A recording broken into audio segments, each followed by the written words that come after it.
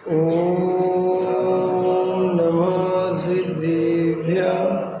ओम नमः सिद्धेभ्यः। ओम नमः सिद्धेभ्यः। मंगलमय मंगल करन वीतराग विज्ञान नमो तार जाते भई अरहंतादि महान कर मंगल करे ओम ग्रंथ करन के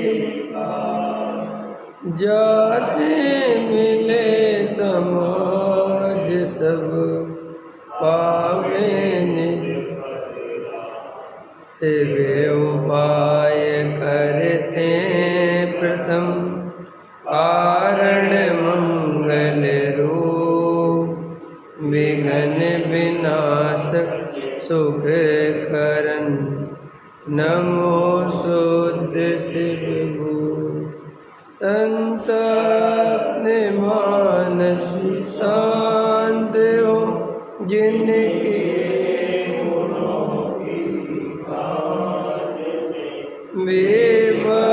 विवर्धमान महान जिन विजय हमारे ज्ञान।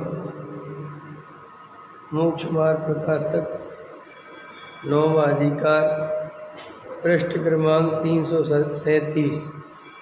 ये सम्यक के भेद प्रभेद पे चर्चा चल रही है। दूसरा पैराग्राफ पृष्ठ क्रमांक 337। यद्यपि परमार्थ से कसाय का घटना चारित्र का अंश है, तथापि व्यवहार से जहाँ ऐसा कसायों का घटना हो जिसमें श्रावक धर्म या मुनि धर्म अंगीकार हो, वही चारित्र नाम पाता है। सो असंयत में ऐसे कसाय घटती नहीं है, इसलिए यहाँ असंयम कहा है। कसायों का अधिक हीनपना होने पर भी जिस प्रकार प्रमत्त आदि गुणस्थानों में सर्वत्र सकल संयम ही नाम पाता है, उसी प्रकार मिथ्यात्वादी असंयत पर्यंत गुणस्थानों में असंयम नाम पाता है। सर्वत्र असंयम की समानता नहीं जानना। देखो यहाँ क्या कहते, इम्पोर्टेंट बात है थोड़ा। परमार्थ से कसाय का घटना चारित्र का अंश है।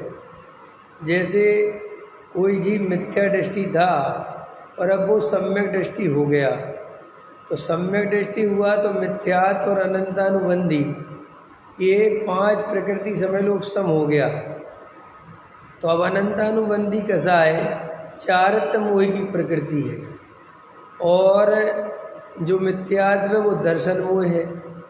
तो दर्शन मोह के नाश होने से या उपशम 6 उपशम जो भी है उससे तो सम्यक दर्शन हुआ, लेकिन अनंतानुबंधी कसाय जो उसकी उदय रूप अभाव हुआ तो उसमें चारित्र हुआ कि नहीं हुआ, क्योंकि अनंतानुबंधी जो है वो चारित्र का दोष है और अनंतानुबंधी कसाय नहीं है सम्यक दृष्टि को। उतना चारित्र होना चाहिए, उतना चारित्र मानना चाहिए। तो वो ये कह रहे हैं कि जब वास्तविक स्थिति ये है चारित्र का अंश सम्यक दृष्टि के है, फिर भी उसे असंयम ही क्यों कहा जाता है? उसको संयम थोड़ा बहुत तो संयम कहो, ये तो कहो कि अनंतानुबंधी कसाय चली गई इतना संयम है, लेकिन उसका नाम तो असंयम है। तो उसका उत्तर देते हैं टूडामल जी कि व्यवहार से जहाँ ऐसा कसायों का घटना हो जिससे श्रावक धर्म या मुनि धर्म का अंगीकार हो, वही चारित्र नाम पाता है। ठीक है, क्यों? क्योंकि बाहर में कुछ चारित्र व्रतशील संयम कुछ मर्यादाएं उसके जीवन में दिखनी तो चाहिए, तब तो अपन मानेंगे कि साहब चारित्र है। क्योंकि अगर ऐसा अपन किसी को कह देंगे तो कई लोग अपने को भोग विलास में लगे रहेंगे और कहेंगे हम तो संयमी हैं क्योंकि हमारे सम्यक दर्शन है। तो आचार्य कहते हैं कि हमें सम्यक दर्शन हो नहीं हो, हम उसे संयम नहीं मानेंगे। हम तो ये मानेंगे कि तुम्हारे बाहरी जीवन में परिवर्तन आना चाहिए, तो अपन कहेंगे कुछ चारित्र प्रकट हुआ है। ऐसा हमारा चौथा गुण स्थान है तो असंयम नाम है। इसलिए इसमें ये भी समझना चाहिए कि जो वस्तु का स्वरूप है हमें उसके अनुकूल ही चलना चाहिए, समझना चाहिए, जानना चाहिए और श्रद्धान करना चाहिए। अपनी मनमानी नहीं करना चाहिए। जैसे क्या कहना चाह रहे हैं, वस्तु स्वरूप ये समझा रहा है कि चौथे गुण स्थान में कोई व्रत नियम संयम नहीं होता। तो हम लोगों को जब तक वो भूमिका व्रतशील संयम की नहीं बने तब तक जबरदस्ती व्रतशील संयम नहीं लेने चाहिए। वास्तविक स्वरूप ये है। अब लोग क्या करते हैं कि ये वस्तु स्वरूप तो समझते नहीं और भावुकता में आके प्रतिज्ञाएं ले लेते हैं, नियम ले लेते हैं, व्रत ले लेते हैं।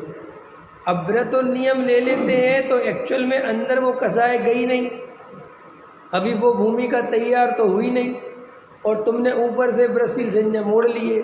तो व्रतशील संयम ओढ़ लिए तो वे सहज होंगे नहीं, तो सहज होंगे नहीं तो कर्तृत्व के साथ होंगे और कर्तृत्व के साथ होंगे तो कर्ता खड़े हुए बिना रहेगा नहीं।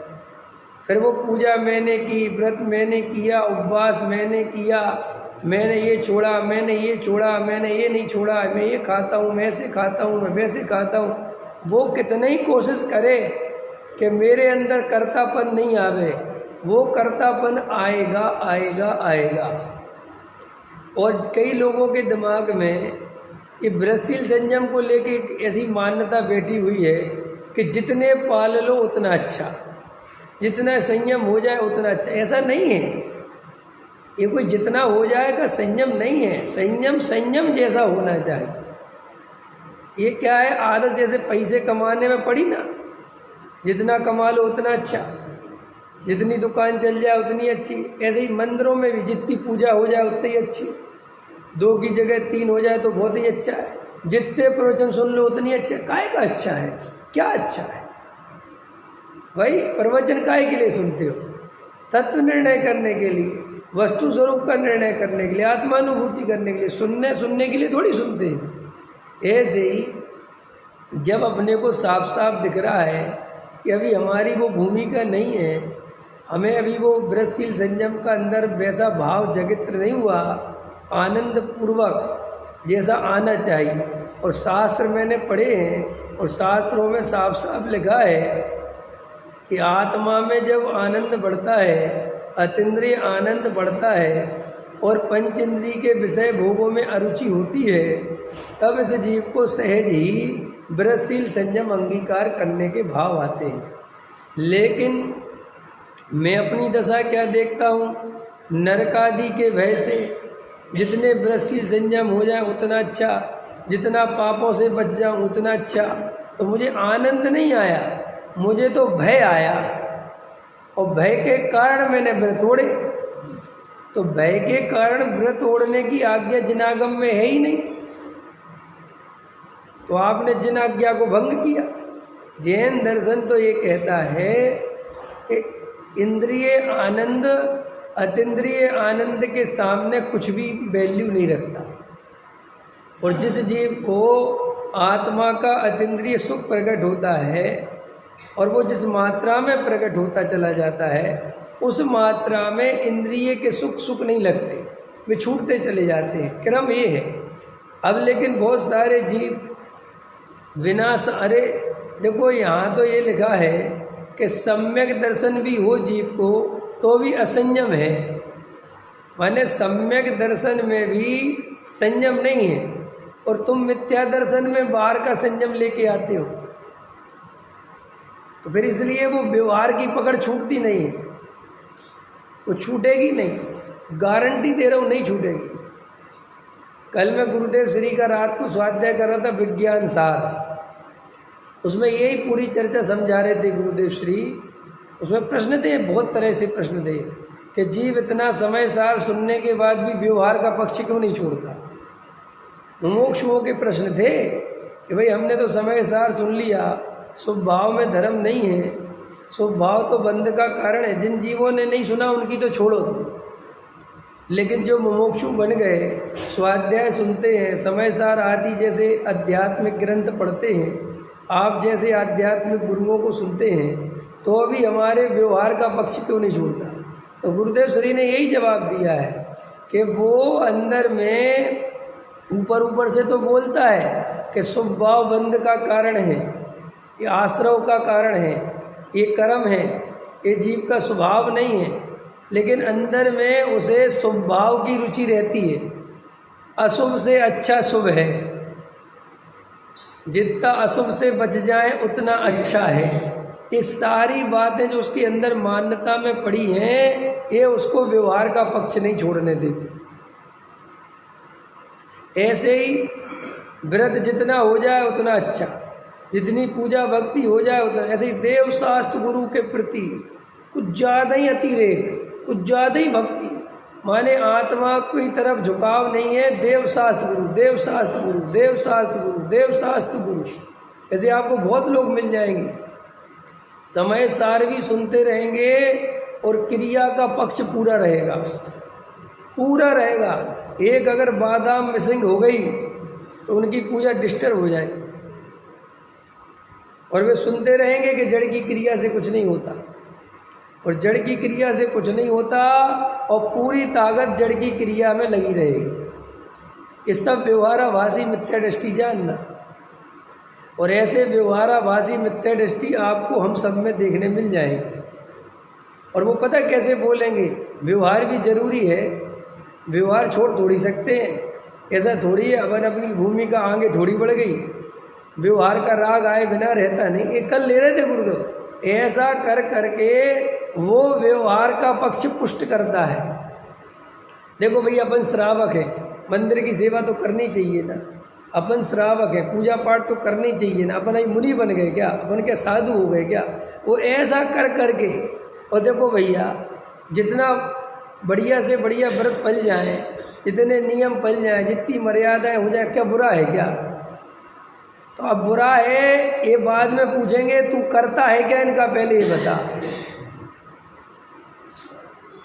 तो तेरी भाषा में तो साफ साफ करते तो झलक रहा है, साफ साफ करतापन झलक रहा है। ऐसे करना चाहिए, ऐसे करना चाहिए, ऐसे करना चाहिए, ऐसे करना चाहिए। तो कल इतना उसको पढ़ के बहुत अच्छा था उसमें कि सूक्ष्मता से विचार करते हैं तो इतना समय सार सुनने पर भी स्वभाव में से धर्म बुद्धि टूटती नहीं है। पक्की बात है ये। अपन लोग कब से सुन रहे हैं? 20 साल से स्वाध्याय सुन रहे हैं, और तुम लोग पहले से भी सुन रहे हो तो मैं कह नहीं सकता, लेकिन मैं इसी विश्वास नगर में आए 17-18 साल से मैं लोगों को जानता हूँ, जो कम से कम मेरे सामने 17-18 साल से तो मोक्षु हैं ही मैं, लेकिन उनकी विधान की पकड़, पूजा की पकड़, देव शास्त्र गुरु की पकड़, समझ गए? एकत्व पकड़, कर्तृत्व पकड़, ममत्व पकड़ टूटती नहीं है। उनको देव शास्त्र गुरु की इतनी भक्ति है, इतनी ज़्यादा है कि पूजा कर लेंगे, समय सार छोड़ देंगे। और आज भगवान का मोक्ष कल्याणक है, और आज भगवान का जन्म कल्याणक है, और आज ये कल्याणक है, और वो कल्याणक है, और वो उस दिन तुम्हें समय पे मिलेंगे भगवान के दरवाजे पे। 8 दिन की पूजा मिले चाहे नहीं मिले, भगवान के मोक्ष कल्याणक के दिन बाकायदा गोला बोला लेके मिलेंगे आपको खड़े हो, और खूब उससे भक्ति से पूजा करेंगे, खूब निर्वाण कांड पढ़ेंगे। और 8 दिन तो जी बस ऐसे ही था जी, बस ऐसे ही। तो मोक्ष कल्याणक में क्या हो गया? कौन सी आफत आ गई? अभी ऐसा बोलो तो लोगों को लगे ये सब अंदर तेरे बहुत पकड़ है, और आत्मचिंतन नहीं करता, बिल्कुल भी भेद विज्ञान नहीं करता, क्रिया में धर्म माने बिना रहता नहीं, और क्रिया में धर्म भी मानता है, और जो क्रिया करे उसे धर्मात्मा मानता है। जैसे मैं कई लोगों को जानता हूँ, उन्हें समय सार सुनना है, लेकिन किससे? क्रियाकांडी से। उन्हें समय सार नॉर्मल आदमी से नहीं सुन सकते भी, और उसमें वो क्रियाकांड करे, कुछ ऐसा करे तो बड़ी महिमा आती है। भाई साहब, जीवन देखना हो तो इनका देखो। समय सार भी है और व्यवहार भी है। ये होना चाहिए। इन पंडितों से नहीं सुनते हम, भैया तुझे पता नहीं है तुझे क्रिया का कितना पक्ष है, तुझे कभी सम्यक दर्शन नहीं होना है।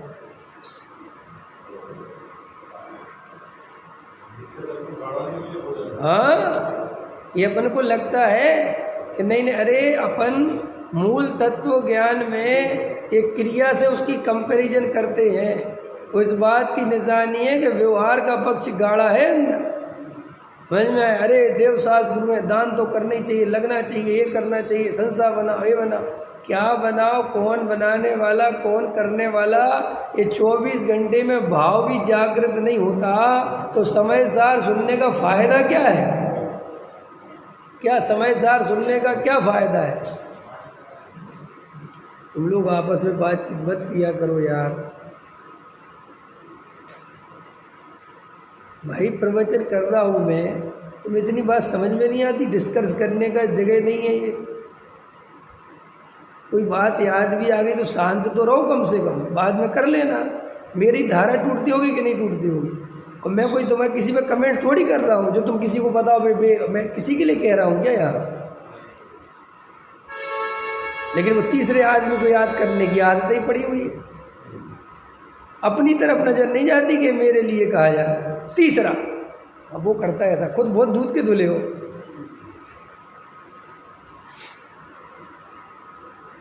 तो ये अंदर में व्यवहार का पक्ष रहता है अपने को, ये टूटता नहीं है। और वो किसी ना किसी रूप में पुष्ट करते हैं। गुरुदेव श्री तो ये तक ले रहे थे कल कि वो ऐसे पुष्ट करता है कि व्यवहार आएगा तो ना जी, भूमिका के अनुसार व्यवहार आएगा कि नहीं आएगा? तो फिर अरे भाई साहब आएगा, तेरी बातों में कर्तृत्व है, तू जबरदस्ती लाता है। समझ में आया? जबरदस्ती लाता है। अरे भाई साहब वो काय का मोक्ष जिसको अभिषेक करने का भाव नहीं। क्यों भाई, कहाँ से निकाला तुमने? कैसे निकाला? क्या मानते हो अभिषेक के बारे में? बोलो। लेकिन वो तो अंदर है ना। अरे साहब वे काय के मोक्ष, वे काय के, तेरे अंदर में तो अंतरंग में देख तो अभी भी तू क्रिया से ही छोटा बड़ा मानता है। वही है स्वाध्याय में। अरे साहब चारों नियोग पढ़ने चाहिए, चारों नियोग पढ़ने चाहिए। ऐसे अनियोगों के पक्ष बैठे रहते हैं।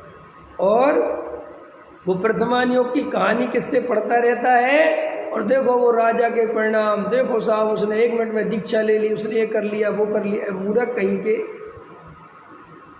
वे कहानियाँ किस अपेक्षा लिखी है कुछ अता पता है?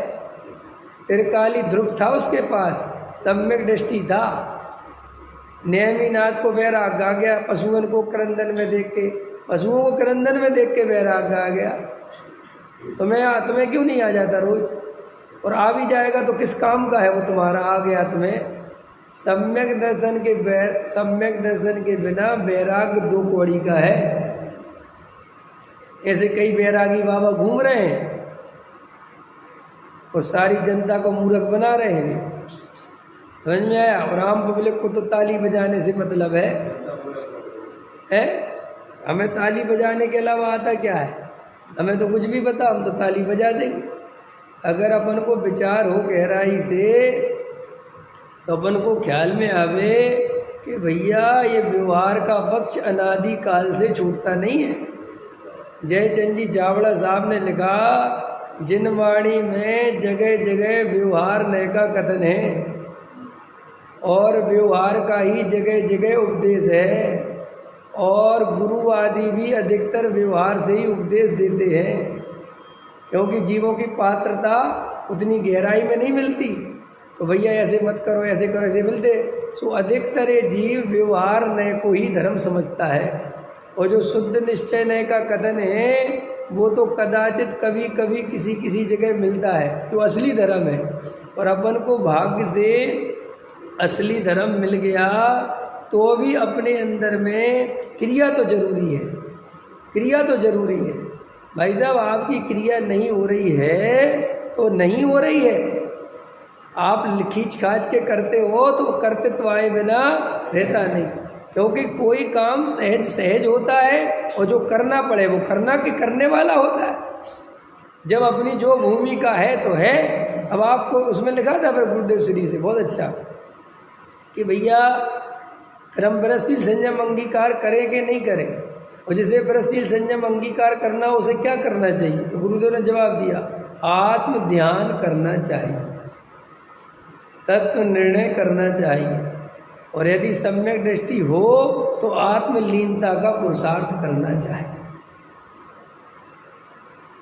ये उपाय है, जड़ की क्रिया उपाय नहीं है प्रशील संयम लाने का, हो जाए, क्योंकि अंदर संयम आए, अंदर आनंद आए तो बाहर का क्रिया कांड वाली स्थिति बनेगी। लेकिन जब अंदर का आनंद ही नहीं है, बाकी नरकादि का भय, पाप लगेगा पाप लगेगा पाप लगेगा पाप लगेगा, ये खाओगे तो पाप लगे, तो ऐसे तो अपन ने अनंत बार छोड़ा, उसमें क्या बात है। और अभी भी छोड़ दो तो कोई, मैं ये नहीं कह रहा हूँ क्या बुरी बात की अच्छी बात, लेकिन वो धर्म नहीं है, उससे मुक्ति मिलने वाली नहीं है। अभी हम जो व्रत नियम पालते हैं, जितने भी पालते हैं, समझ लो, तो क्या हमें इससे मोक्ष मार्ग मिल जाएगा? क्या हमें इससे हमें सम्यक दर्शन मिल जाएगा? क्या सम्यक दर्शन तो जब तक हम सही तत्व विचार, सही तत्व निर्णय, भेद ज्ञान नहीं करेंगे, आत्मा का अनुभव नहीं करेंगे, तब तक सम्यक दर्शन नहीं होगा। हम चाहे कितने कुछ करें, मुनि बन जाए, साधु बन जाए, त्यागी वृत्ति बन जाए। कई लोग कहते हैं कि व्रत नियम संयम लिए बिना पात्रता नहीं बनती, ठीक है, कितने लोगों ने साधु बन गए, इससे ज़्यादा पात्रता का क्या करोगे? क्यों नहीं हुआ सम्यक दर्शन? करो, निमित्त के कथन करने ना आपको। तुम कहते व्रत नियम लिए बिना, तो मैं लेके आओ, इतने बड़े बड़े व्रत नियम ले रखे, व्रत पाल रखे हैं, लेकिन सम्यक दर्शन की बात नहीं सुनना चाहते, आत्मा की बात करने से चिढ़ते हैं, आत्मा का नाम तक नहीं लेते, तो क्या कर लिया उस प्रशील संयम में?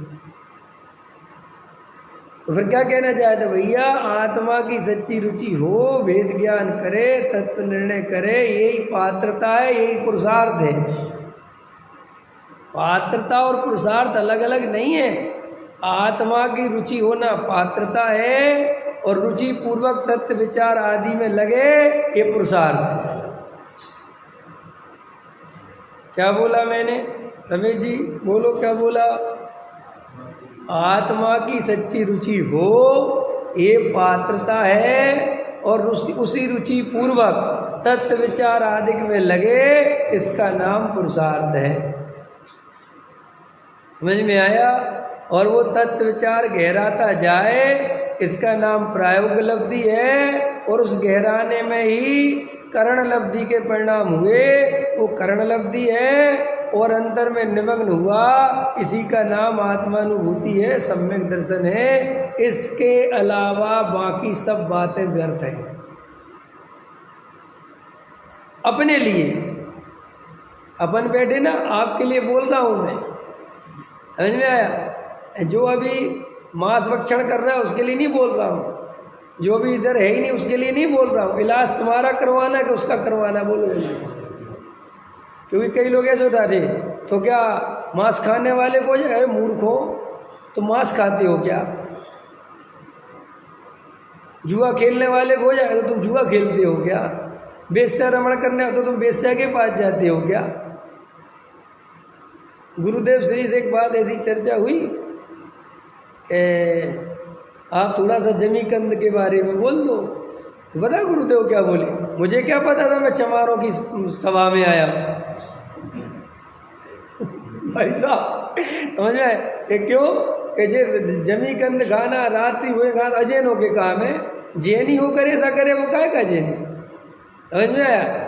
तो ऐसे ही हमें उतना पीछे नहीं जाना चाहिए, हमें आगे जाना चाहिए। हमें ये प्रश्न उठाना चाहिए कि साहब हम यहाँ तक पहुँच गए, अब हमारे में क्या कमी चल रही है कि हमें सम्यक दर्शन नहीं हो रहा है। अब हमें ये नहीं उठाना चाहिए कि रात तीवर करने वाले को होगा, कि क्या लेना देना, हम आगे बढ़ गए ना। अच्छा बताओ, आप लोगों में से प्रश्न है, तुम लोग अगर 50,000 रुपये महीने कमाते हो या लाख रुपए महीने कमाते हो या 2 लाख रुपए महीने कमाते हो, तुम कभी किसी से ऐसा प्रश्न पूछते हो कि भाई साहब एक प्रश्न है कि क्या बोलो 5,000 रुपये महीने कैसे कमा सकते हैं? ऐसा प्रश्न पूछोगे किसी से? क्यों? कि भाई साहब 5,000, 10,000, 15,000 भी, अच्छा चलो तुम्हारे पास कोई आवे, आओ आओ आओ बच्चे से जी पैसा कमाने की स्कीम बताते कि बताओ भैया महीने के बहुत पैसे कमाओगे, कितने बताओ ना भैया? 5,000। ये तू पागल है? कौन है भैया तू? जैसे तुम वहाँ पर अपने 2 लाख रुपए की आमदनी देखते हो और 5,000 की आमदनी को बताए तो कहते मूर्ख है कि भाग इधर से। समझ में आया? ऐसे ही तुम्हारे सामने कोई ये सड़ी गली बातें करे कि व्रत करो, पूजा करो, भक्ति करो, नहीं अरे भाई साहब तुम आगे बताओ, इस सब में कुछ दम नहीं है, हम समझ गए। रात में मत खाओ, पानी मत पियो, छोड़ो अभी ये समझाओ सम्यक दर्शन प्राप्ति क्यों नहीं हो रही? ये सब हम कर चुके हैं। समझ में आया? हमें कहाँ गलती चल रही है अभी ये देखो। उसकी चिंता मत करो जो तुम्हारे पीछे खड़ा है, तुम अपनी चिंता करो और अपने आगे वाले को देखो। पीछे वालों से क्या मतलब, क्या कर कई लोग अपनी चिंता छोड़ के हमें ऐसे प्रवचन करना चाहिए जिससे समाज में बिखराव न रहे। तुम चूल्हे में गया समाज और चूल्हे में गया बिखराव, तुम अपना सम्यक दर्शन देखो भाई साहब। सब ऐसे में स्वच्छंदी हो जाए, कौन हो जाएगा स्वच्छंदी? बोलो। देखो रमेश जी आलू फालू खाने से कुछ नहीं होता, सब व्यर्थ की बात है। पंडित जी क्या कर रहे हो तुम? ऐसे में लोग स्वच्छंदी हो, कौन हो जाएगा? उसका नाम तो बताओ। ऐसा वो पीछे वाला, तुम अपनी सोचो कि पीछे वाले की तुम्हें आलू खाने का मन करता हो तो बताओ। और अगर करते ही हो और मेरे नहीं कहने ही से बस रुका हो तो वो तो कर ही रहे हो तुम। किसी की पंच इंद्रिय विषय भोगों में सुख बुद्धि हो उदाहरण के लिए, और वो पंच इंद्रिय के विषय भोग नहीं भोगता हो, क्योंकि उसे नरक आदि का भय दिखा दिया कि भैया नरक जाओगे, या समाज का भय दिखा दिया है। हमारा शराब पीने का तो मन करता हो, लेकिन मन में ये लगता हो कि यार शराब पीऊँगा तो सब बकवास हो जाएगा, इज्जत चली जाएगी, है नहीं? और मैंने सुना है शराब पीने से घर गृहस्थी बर्बाद हो जाती, इसलिए बस शराब नहीं पीते। तो काय का शराब का छोड़ा है? क्या शराब छोड़ी? नहीं समझ में आया? ऐसे पंच इंद्रिय के विषय हो हमने समाज के भय से या नरकादि के भय से, पहले तो आता है समाज का भय, फिर आता है नरक आदि का भय, और तीसरे नंबर पे आता है स्वर्ग आदि का लोभ। नहीं समझ में आया? क्योंकि भय ज़्यादा मजबूत है लोभ से। आपको स्वर्ग मिले चाहे नहीं मिले इस बात की चिंता कम होती है, लेकिन नरक नहीं जाऊं इस बात की चिंता ज़्यादा होती है।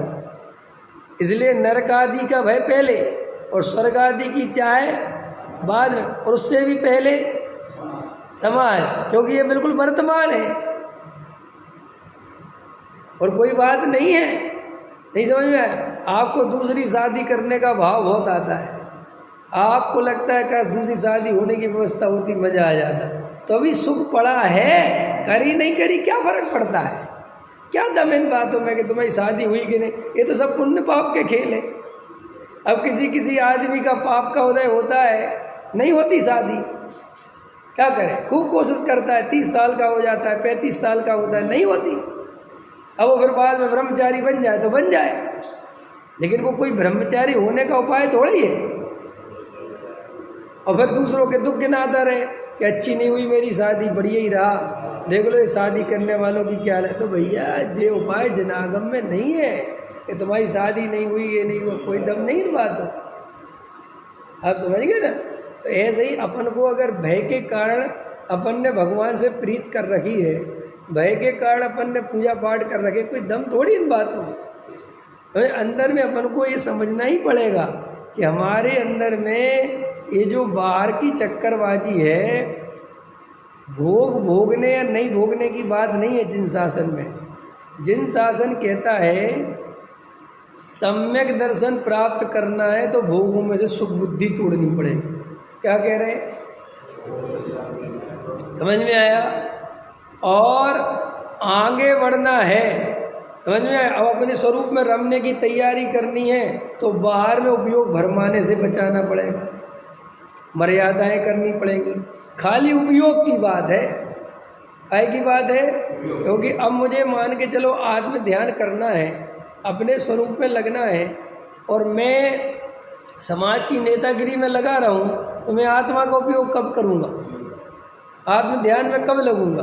तो आचार्य कहते भैया अगर आत्मा को चुनना है, हमें आत्मा पसंद आया है तो एक बाहर को छोड़ो, बाहर के छोड़ने से कोई मतलब नहीं, अंदर की पहले खबर होनी चाहिए। अब इसलिए अपने को ये बात अच्छे समझना कि प्रवचन में अपनी चिंता किया करो। किसकी चिंता किया करो? ये मत सोचा करो कि दूसरे पे क्या असर पड़ेगा। हमने दूसरे की जिम्मेदारी नहीं है, हमें अपनी जिम्मेदारी भैया, हमें अपना अनंत भाव का भाव करना है, हमें अनंत सुखी होना है। पीछे वाले की जैसी योग्यता होगी वो वैसा समझेगा। मेरे प्रवचन से कौन बदलेगा, कैसा बदलेगा, बता सकते हो आप? मेरे प्रवचन से सबसे के सब सम्यक दृष्टि होंगे? नहीं, इन्हीं प्रवचनों से कोई मिथ्या दृष्टि भी होगा। भगवान की वही देशना से जीव मिथ्या दृष्टि भी होते हैं और सम्यक दृष्टि भी होते हैं। कि क्या बात करते हो कि हाँ, जिस जीव की जैसी योग्यता होती है वो वैसे ग्रहण करता है। हमारे ऊपर एक द्रव्य की जिम्मेदारी नहीं है, एक द्रव्य की। ये जो मैं प्रवचन कर रहा हूँ तो तुम क्या समझोगे, इसकी जिम्मेदारी मेरी नहीं है कि मैं तुम्हारी चिंता करता करूँ घर बैठ के, यार भैया मैंने ये बोला था कहीं उनने गलत ना पकड़ लिया। अरे भाई साहब, योग्यता जैसी होगी वैसा पकड़ेगा। और अगर ज्ञानी यही चिंता करते रहेंगे तो वे तो ज्ञानी होने के काम के ही नहीं है। काहे का ज्ञानी? ज्ञानी तो उसे ही कहते हैं जिसे अपनी पर्याय तक की चिंता नहीं है, दूसरे की तो छोड़ो। ज्ञानी को 100% निर्णय है कि मेरी भी पर्याय जैसी योग्यता होगी वैसी आएगी, उसका कर्ता धर्ता भी मैं नहीं हूँ। ये निर्णय कर सकते हो, स्वीकार कर सकते हो देवेंद्र जी? हैं? क्या बात बताओ? और व्यवहार का पक्ष वाला कभी ऐसी शुद्ध बात नहीं सुन सकता, ये भी सुन लो। उसे व्यवहार चाहिए ही चाहिए, उसको ये भाषा, ये बात स्वीकार नहीं होती। जब ये बोला जाता है ना व्यवहार के पक्ष वाले को, कुछ नहीं होता जड़ की क्रिया से, कोई दम नहीं है, तुम उसके कर्ता धर्ता नहीं हो, होने योग होगी तो होगी, उसे ये बिल्कुल भी बर्दाश्त नहीं है। वो कहता है ऐसे मत बोलो, वो ऐसी भाषा बुलवाना चाहता है कि जड़ की क्रिया भी होती है, वो करनी पड़ती है। वो बिल्कुल, वो कहीं ना कहीं वो ये भाषा नहीं सुन सकता कि गृहस्थी संयम में कोई धर्म नहीं है। नहीं भाई साहब ऐसे मत बोलो। तो कैसे बोले? ऐसे बोलो कि गृहस्थी संयम में धर्म तो नहीं है लेकिन करना चाहिए। पुण्य और पाप एक समान है, कुछ फर्क नहीं पड़ता, चाहे पुण्य करो। नहीं भाई साहब ऐसे मत बोलो, पाप से अच्छा पुण्य है और पुण्य भी धर्म नहीं है, ऐसे बोलो। उसके अंतरंग में ये बिल्कुल द्वंद्व रहता ही रहता है। वो कभी क्रमबद्ध पर्याय को स्वीकार नहीं करता व्यवहार का पक्ष वाला। भले ही कांची स्वामी का चेला बन गया हो, भले ही मोक्षु बन गया, उससे कोई फर्क नहीं पड़ता। अरे जब हम अनंत बार द्रव्यलिंगी मुनि बन गए तो गुरुदेव के चेले बन गए, इसमें कौन सी बड़ी बात है? गुरुदेव ले रहे थे कि भाई आप, गुरुदेव से प्रश्न किया उसमें कि आप इतनी बढ़िया आत्मा की बात समझाते हैं, इतना बढ़िया सब चलता है, और इतनी भेद ज्ञान की बात, उपादान की बात, निमित्त की बात, सब इतनी क्लियरिटी होती है, तो भी जीवों को समझ क्यों नहीं आता? गुरुदेव ने लिया था, कैसी बातें करते हो, जिसकी योग्यता होगी उसके समझ में आएगा। मैं सबको समझा दूँ ऐसा थोड़ी है स्वरूप। और बोले कि ये आत्मा की बात पहले दफ़े नहीं सुनी, जब इस जीव ने 11 अंग और 9 पूर्व का ज्ञान किया, उसमें ले रहे थे, तो 11 अंग और 9 पूर्व में सब बातें आई कि स्वभाव में धर्म नहीं है, आत्मा त्रिकाली ध्रुव है, त्रिकाली ध्रुव के आश्रय से धर्म होता है। वो तो उसने सुन तो लिया, पढ़ तो लिया, याद भी कर लिया, लेकिन अंदर में मान्यता नहीं बदली, जैसे अपनी नहीं बदली। स्वभाव में धर्म है क्या नरेश जी? बोलो जल्दी, ये बेटे एक सीधे साधे आदमी बताओ, स्वभाव में धर्म है तो करना चाहिए कि नहीं करना चाहिए? तो करना चाहिए। बोलो तुम बताओ, एक जे दूसरे व्यवहारी है बताओ। हाँ देखो आया तर्क आया, तुरंत डंक मारा कि नहीं? वो ऐसा पक्ष रहता ही है कि जब तक नहीं जा, अरे तू ये बात बता, पहले नंबर पे बता, तू शुभ भाव का करता है क्या? तो जब करता नहीं है तो करना चाहिए कहाँ से आता है? वो तो होने योग्य होगा, ये बात स्वीकार क्यों नहीं करता?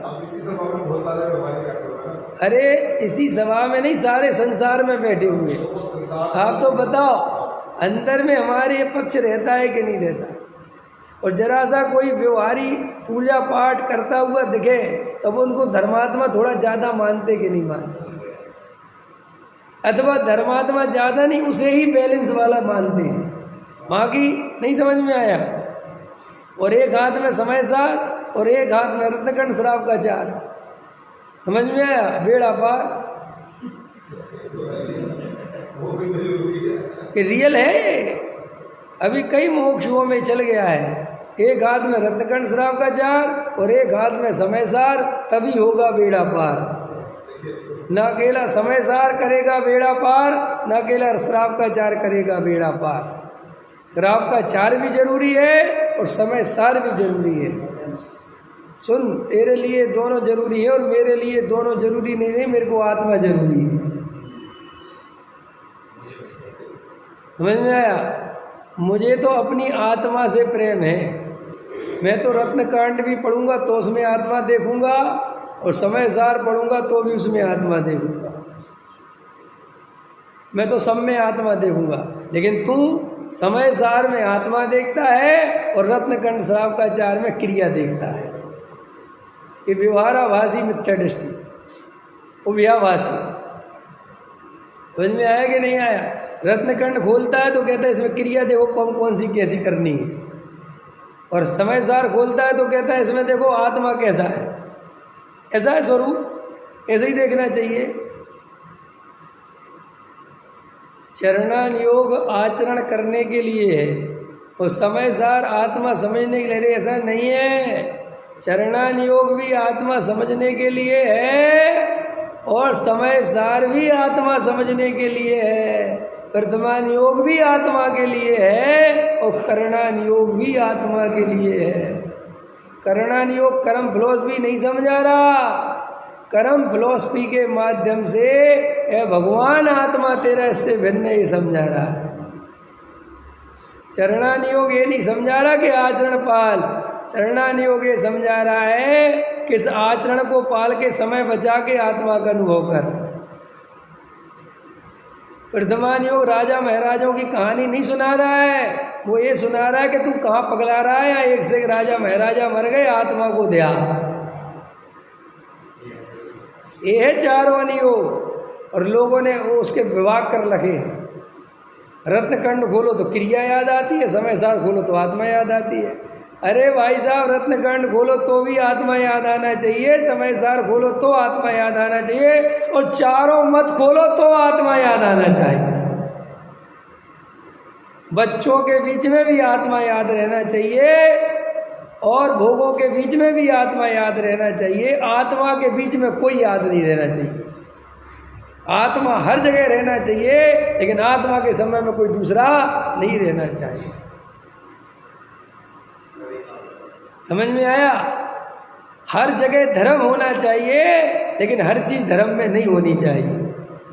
ये सुना होगा तुम लोगों ने कि राजनीति में धर्म हो तो बहुत अच्छा है, लेकिन धर्म में राजनीति नहीं होनी चाहिए।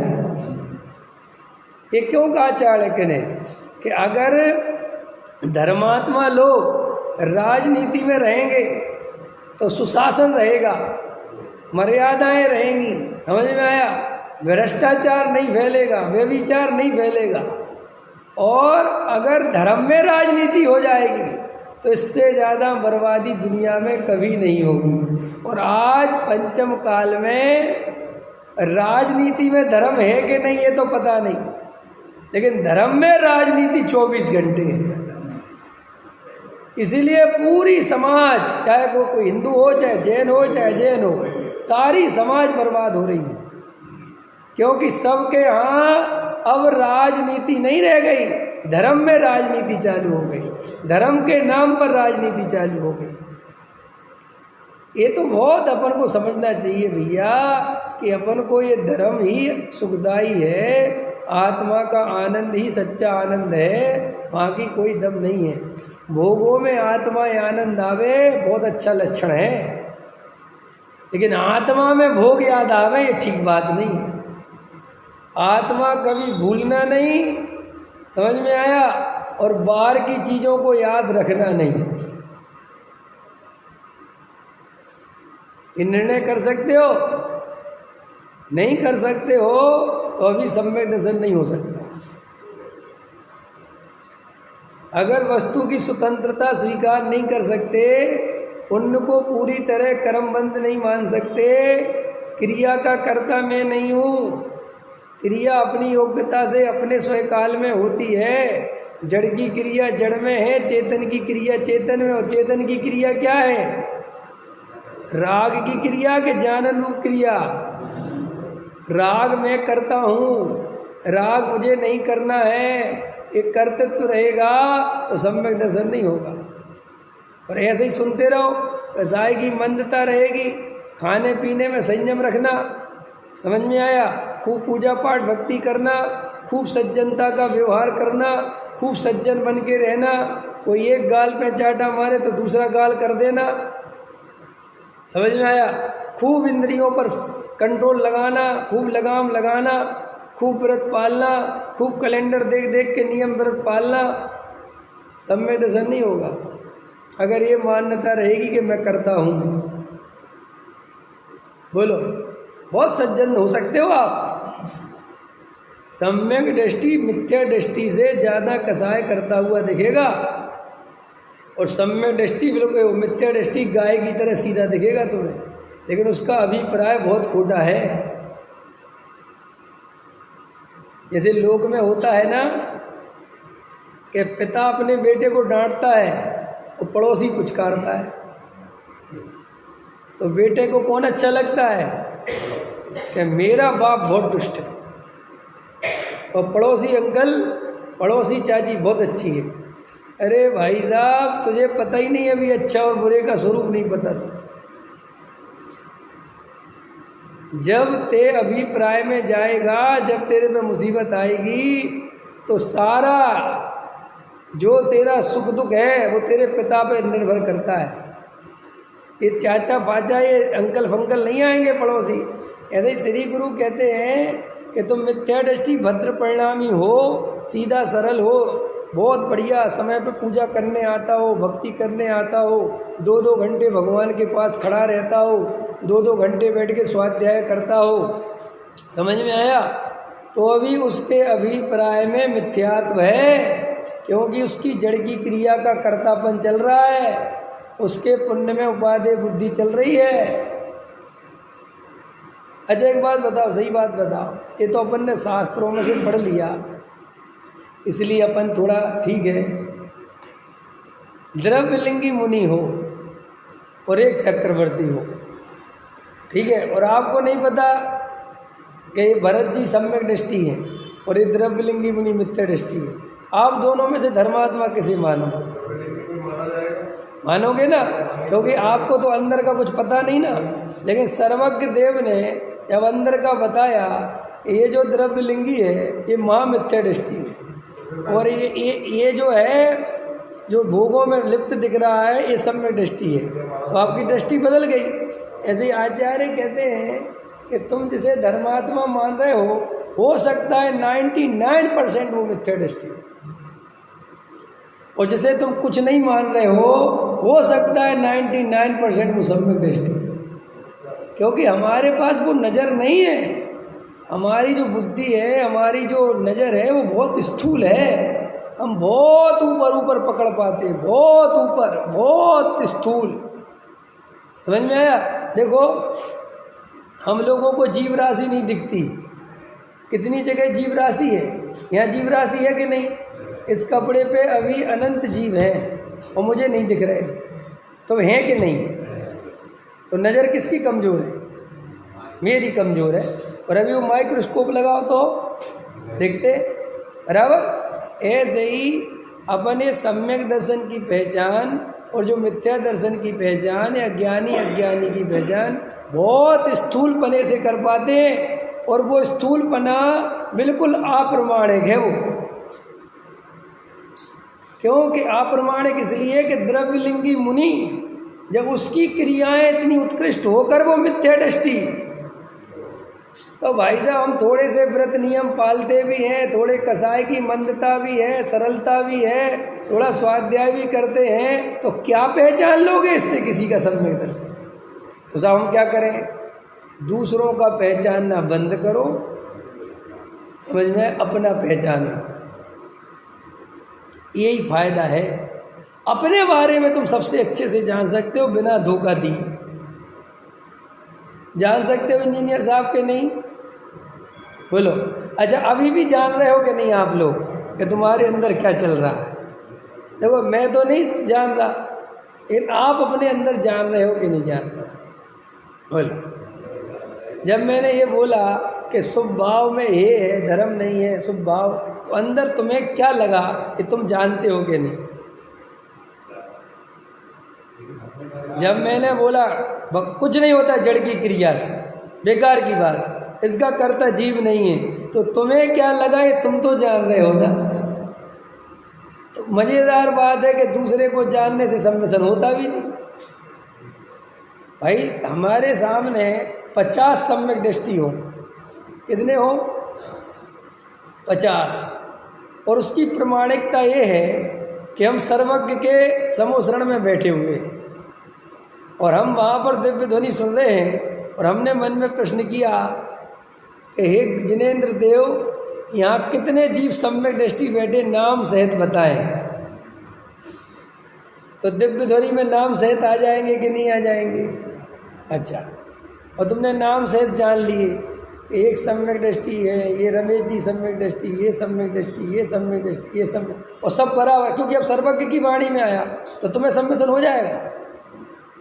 बोलो। अरे इतने सम्यक दृष्टि तुम्हारे सामने है और सर्वज्ञ देव ने बता दिए, तो तुम्हें हो जाना चाहिए ना सम्यक दर्शन के? नहीं, दूसरों के सम्यक दर्शन से हमारे सम्यक दर्शन का कोई लेना देना नहीं।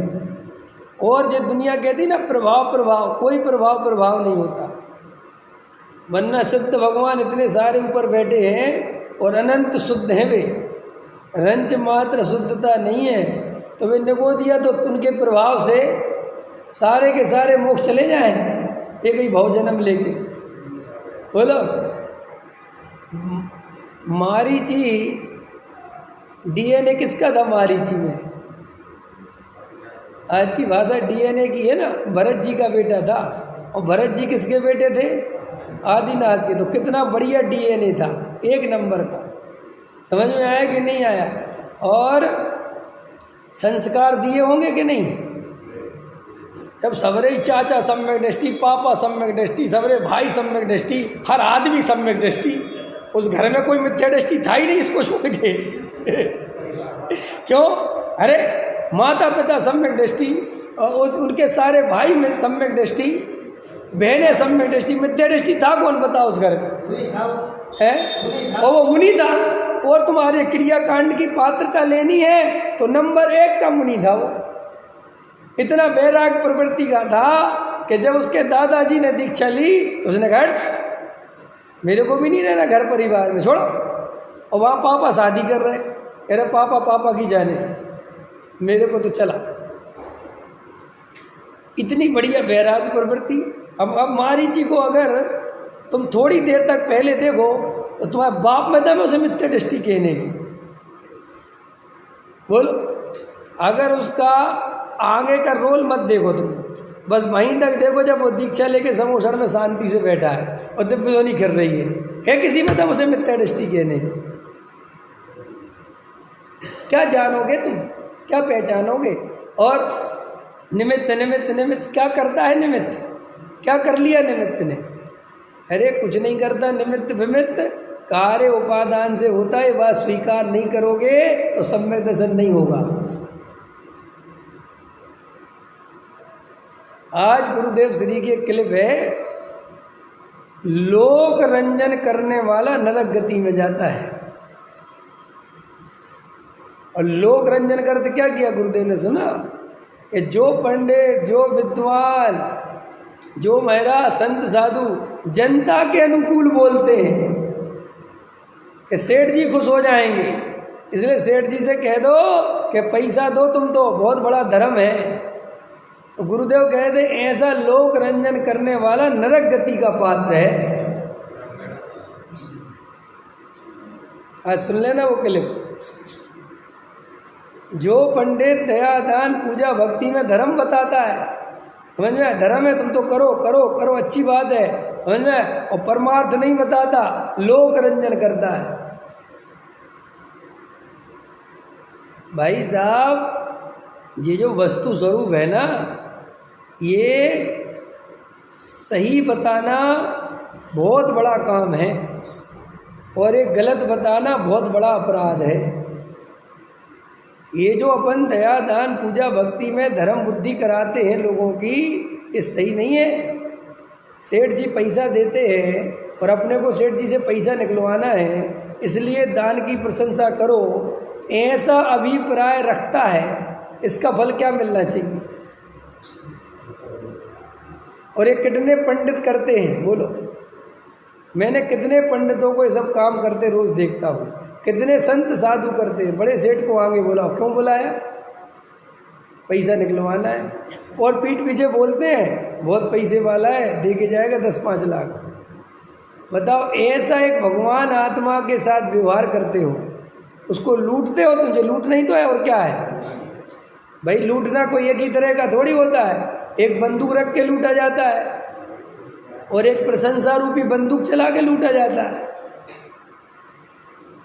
समझ में आया? अरे आप तो दानवीर हो, आप तो चक्रवर्ती हो, पता नहीं क्या क्या बोलते रहते हैं। और पता वे क्या सोचते हैं ऐसे पंडित कि हम तो धर्म का काम कर रहे हैं, हम तो इनको पापों से बचा रहे हैं। तू खुद बच गया पाप से। असली धर्मात्मा वो ही है जिसे अन्य जीव के केवल सम्यक दर्शन का विकल्प आवे। आएगा किस जीव को आत्मा में, वो कोई काय का पुण्य काय का पाप। सेठ जी नरक चले आए, चले जाए, क्या फर्क पड़ता है नरक फर्क से? नहीं, मैं तुम्हें नरक से बचाने के लिए नहीं बोल रहा हूँ, मैं तुम्हें चारों गतियों से बच जाओ और मोक्ष में चले जाओ इसलिए बोल रहा हूँ। स्वर्ग नरक है क्या?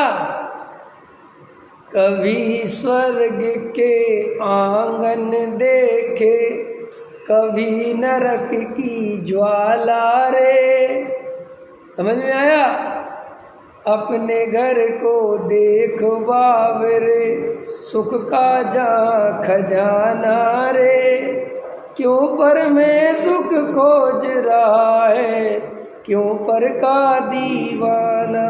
और एक बात बताओ बद्रसेन जी, हम तुम्हें मान आदिक पोषण करके तुमसे दान आदिक निकलवा भी लें तो तुम्हारी गति सुधर जाएगी क्या?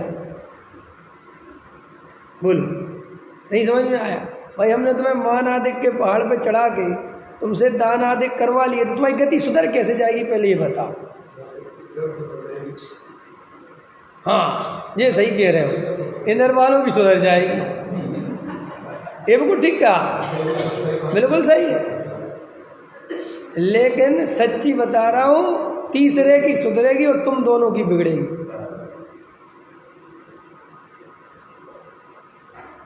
दान दे अभिमान ठान। दान अभिमान के लिए दिया जाए तो नरक के अलावा कहीं नहीं ले जाता वो। और तुम तो साफ साफ उसको चक्रवर्ती और प्रशंसा कर करके और मान निकलवा रहे हो।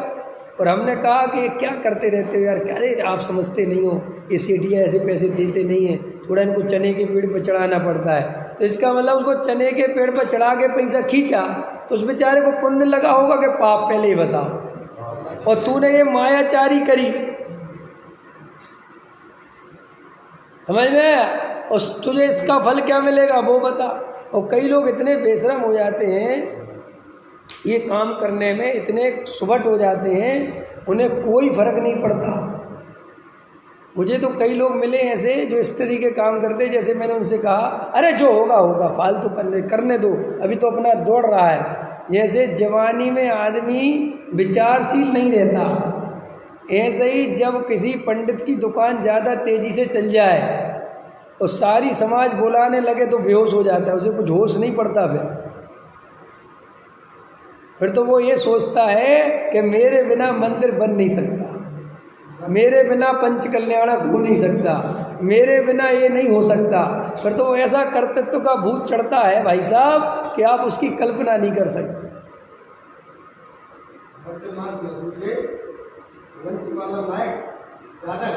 हाँ, अरे भाई साहब, जिसको एक बार मंचमाला माई की आदत पड़ गई, मध्यमास मधु तो आसानी से छोड़ा जा सकता है, ये मंचमाला माइक छोड़ने में अच्छों के पसीने निकल जाते हैं। तो ये दुर्गति के कारण है। आज सुनना गुरुदेव की क्लिप है, वो तो लोक रंजन करता है, तो मनोरंजन करता रहता है। ये मनोरंजन करने के लिए भाव नहीं मिला है। धर्म के नाम पर चलने दो चलने दो, चलने दो चलने, क्या चलने दो रे भाई, क्या चलने दो। अब आजकल अपने ये गरबा होने लगे हैं, ये गरबा का चलन बढ़ रहा है। अब ये संस्कृतियाँ क्या है, आदान प्रदान हो गई ना ये यूट्यूब के माध्यम से। पहले क्या है, गुजरात में होता था गरबा, सब जगह नहीं होता था क्योंकि किसी को पता ही नहीं था, उस क्षेत्र में होता था बात करता। अभी क्या है कि जब सोसाइटी बन गई है, पैसा आ गया है और यूट्यूब आ गया है, इंटरनेट आ गया है, अब वहाँ की संस्कृति यहाँ पे आनी है।